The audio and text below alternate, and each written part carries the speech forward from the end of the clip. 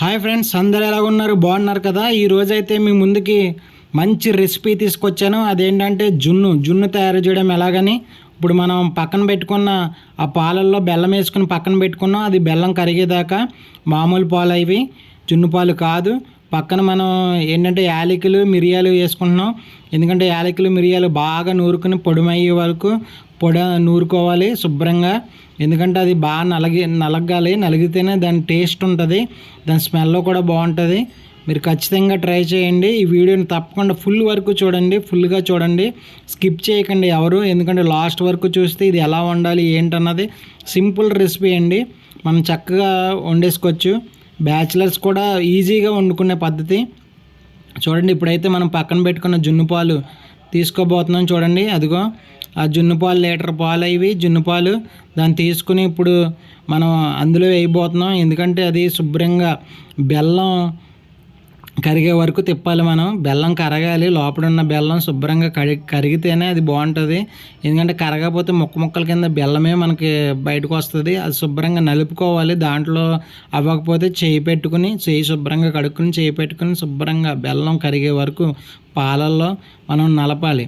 నలిపిన తర్వాత మనం అది అయిపోయిన తర్వాత జున్ను పాలు వేసుకుంటున్నాం. చూడండి, మనం లీటర్ పాలు తీసుకున్నాం జున్ను పాలు. దాంట్లో సగానికి పైగా వేసేసుకుంటున్నాం. ఎందుకంటే మనకి జున్ను అనేది కొంచెం దూదిలాగా ఉండాలి అంటే మనం జున్ను పాలు అనేవి ఎక్కువ ఉండాలి.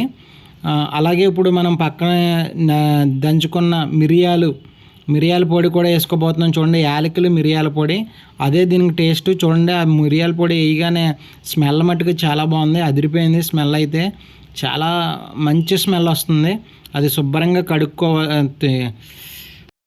మనమైతే శుభ్రంగా కలుపుకోవాలి. శుభ్రంగా కలవకపోతే బాగోదు, ఎందుకంటే కింద బెల్లం కూడా ఉంటుంది కాబట్టి. అది శుభ్రంగా కలిపిన తర్వాత మనం స్టవ్ మీద వాటర్ పెట్టుకుని దాన్ని ఆవిరిలా ఉడికించాలి. జున్ను అనేది మనం ఆవిరిలా ఉడికిస్తేనే అది ఉడుకుతుంది. మామూలు రెగ్యులర్గా పెట్టడం కాదు. వాటర్ కూడా కరెక్ట్గా వేయాలి. లోపల వాటర్ వేసుకున్నప్పుడు మనం ఆవిరిలా ఉడికించుకోవాలి. పైన కూడా మనం ఏదో ఒకటి పెట్టుకోవాలి, లేకపోతే అది ఉడకదు త్వరగా.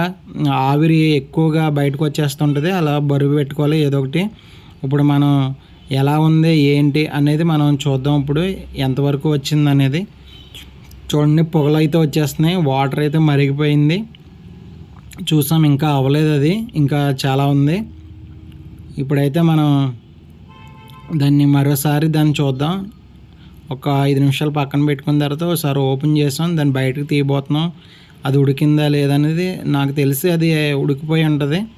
అందుకే మా మిస్సెస్ బయట తీసేస్తున్నారు. చూడండి, అది అయిపోయింది. అదిగో టెస్ట్ కూడా చేస్తున్నారు. అది అయిపోయింది. మనం ఇప్పుడు దాన్ని టేస్ట్ చేద్దాం, ఎలా ఉంది ఏంటన్నది టేస్ట్ చేద్దాం. జున్ను అయితే గడ్డల కింద వస్తుంది. చూడండి, అదిగో జున్ను గడ్డ బయటకు తీసాం. మనం వేసుకున్న మిరియాల పొడి చూడండి పైన ఉంది. మిరియాల పొడి జున్నుకి టేస్ట్. చూడండి, దాన్ని ఇప్పుడు వేడివేడిగా ఉంది కదా, వేడివేడిగా రుచి చూద్దాం.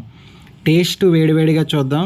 ఎందుకంటే జున్ను అనేది ఈరోజు నైట్ పెట్టుకుంటే రేపు ఉదయానికి చూస్తే దాని టేస్ట్ బాగుంటుంది. అది ఏంటంటే మేము ఎలా ఉంది ఏంటనేది అప్పుడే నాకు ఆతృత తినాలని. అందుకే నేను మా అన్నయ్య వాళ్ళ అబ్బాయిలకు కూడా ఇచ్చేసాను. ఆడిని కూడా టేస్ట్ చూడమని చెప్పాను. ఆడు కూడా చాలా బాగుంది అన్నాడు. ఆడికి నచ్చింది, నోట్లో వేయగానే నచ్చేసిందంట.